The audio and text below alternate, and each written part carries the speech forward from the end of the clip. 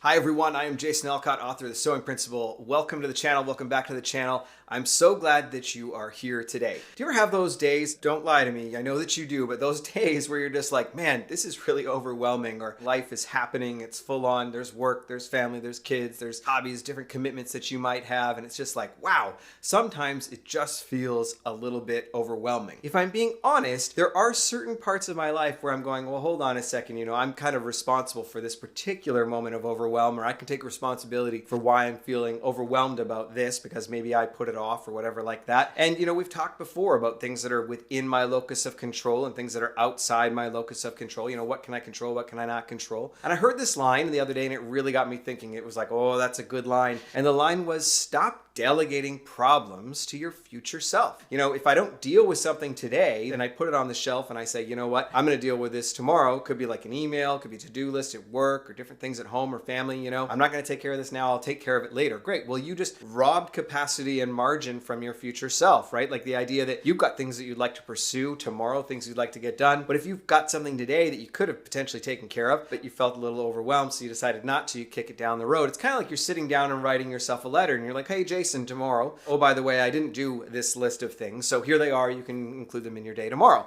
because I felt tired or I wanted to watch Netflix or whatever it is, right? And I'm not saying that, making right or wrong decisions here. It's just we're just kind of kicking things down the road. And so I thought about this and I'm like, well, that's not good. And I recognize I do this quite a bit. I delegate stuff to my future self, whether it be emails, to-do list tasks, whatever it is, right? I use that little snooze feature in Gmail so the email goes away and then it comes back again a couple of days later. Horrible, but I'd use it, right? Obviously, not only do I not want to delegate problems to my future self, but I actually want to set my future self up to win. I want to set myself up to have capacity and margin and to be able to pursue what it is that God is calling me to, the same way that I believe that you would. You want to be able to set yourself up to win, have that capacity, have margin in your future. So here's a really simple example of delegating a problem or delegating something to your future self. Might not even be a problem, but just delegating something to your future self. So let's imagine that you've just gone on a trip to Europe, you've gone over to London, pay your respects to the royal family, you've headed over to Paris, you've seen the Eiffel Tower, you've toured all over, and now you're coming home, you got a pretty good sized piece of luggage, and you get off the plane, you're exhausted, you get home, you walk upstairs, get that bag all the way up there, you put the luggage down in the middle of the floor, and you look at it and you go, nah,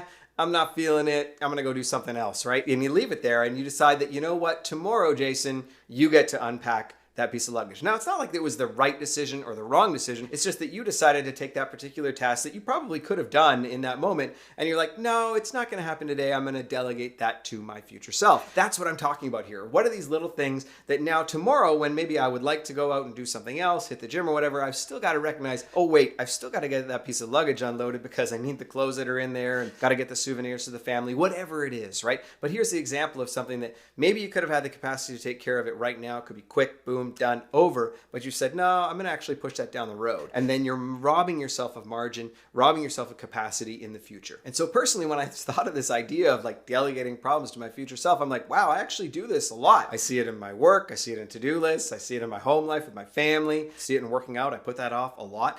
I see it in all these different areas of my life. So what are some different strategies? I'm sure there's lots of them, but I wanted to touch on two today. The first one comes from Amy Morin's book, 13 Things That Mentally Strong People Don't Do. We've touched on this book before. She does a great job of talking about the locus of control, what's inside your locus of control and what's outside your control and recognizing the two things. But she also has this awesome chapter where she talks about mentally strong people don't repeat the same mistakes over and over again. And I'm going, oh, that's good. And when I think about that in conjunction with, delegating problems to my future self, I looked at kind of what I do in my life and it's often things that repeat themselves. I do the same thing, like with my email, I snooze email. Well, I find I do that more often. It's something that I'm repeating. I need to take a look at that, right? Let's use another example. Let's imagine that you're finding yourself in a situation where you're consistently late for work, okay? Amy Morin says in her book, she says, if you're repeating the same mistake over and over again, it absolutely is going to prevent you from reaching your goals. Let's think about work. You've got goals in work. You'd like to take on more responsibility. You'd like a raise. You'd like a promotion.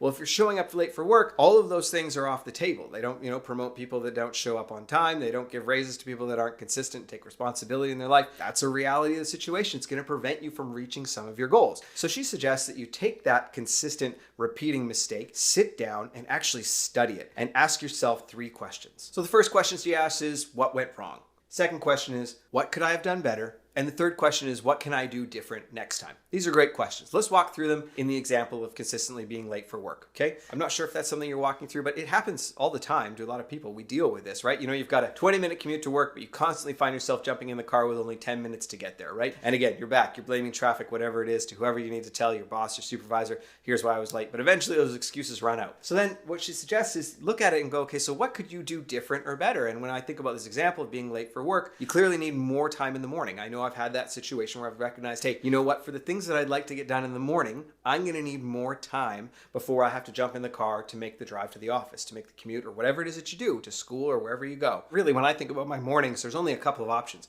I can either get up earlier, or there are things that I do in my morning that could potentially be done the night before. I know getting up earlier isn't always the most favorable option, but sometimes you got to work that alarm back a little bit to give yourself the capacity that you need in the morning to be able to get out of the door on time. What could you do maybe the night before? I know personally I've found that I have much better success in getting out the door on time if I could get my lunch made the night before, if I could pull out the clothes that I'm going to wear. So those are things that I can do easily, really quickly the night before that somehow in the morning seems to take me so much longer because it just takes me a little bit to wake up. And I'd rather spend my time, in the morning where I give myself the opportunity to have a great breakfast, get a devotion in, get some prayer time in, get the opportunity to read my Bible, shower, get ready for the day. Making lunch is something that I could do the night before, throw it in the fridge and it's ready to go. It's not really going to be any fresher the next morning, right? It doesn't really matter. It's going with me to work. Or can I pull out the clothes that I'm going to wear for the next day? That's something personally if I pull out the clothes and I'm not routing around in the dark, waking up my wife, waking up the kids, trying to find something to wear for the next day. I'll just pull them out and I throw them on a chair and I'm ready to go. One less thing that I've got to do in the morning opens up, gives me capacity,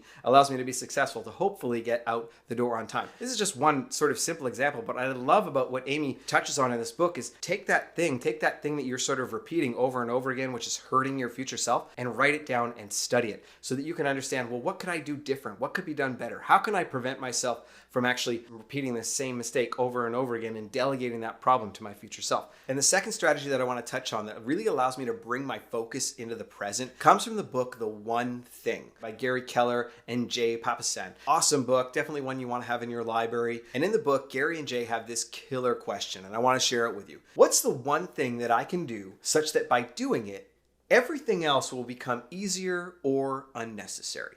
And what I love about this question is that it just narrows in right into the present moment. What can I do right now that's going to make me more effective, give me more capacity, or help me in the future pursuit of the bigger picture, my goals? So it's asking this question, but it's wrapping it all up into one question. You got the moment of focus, but then also the big picture. How do I stay focused on the big picture, recognizing, well, here's the goal, here's the direction, here's where I'd like to go. What can I do that's going to make everything else in the pursuit of that goal a little bit easier? I love that question. Write that down, have that with you, because what I find when I ask myself that question is that it gives me capacity for the future, right? It opens up the doors for the future so that I can be more open to where God wants me to sow my time, more open to the conversations that I might be able to have if I'm not rushing around and doing something that I've already taken care of, that I didn't delegate to my future self. So another tool for your toolbox, something you can use. So I hope you're able to take these two ideas, analyzing sort of the repeating mistakes and asking yourself good questions about them, and then asking yourself this killer question, what's that one thing you can do that opens up your capacity for the future? I see that there's something incredibly powerful here that can apply to all the different facets of my life. I can apply this in my work, in my relationships, with my family and whatnot. Think about the power when you can create margin for yourself in the future instead of stealing time from your future self. I think there's something incredibly powerful there. What can I take care of today that's going to make something tomorrow so much simpler? So my encouragement to you today is to take these ideas, put them in your toolkit, put them to work. I'm so excited for everything that God is doing in and through you in your life, the impact that He wants to have through you. And I hope you have an absolutely blessed rest of your day. And I look forward to connecting with you again next week. Thanks so much.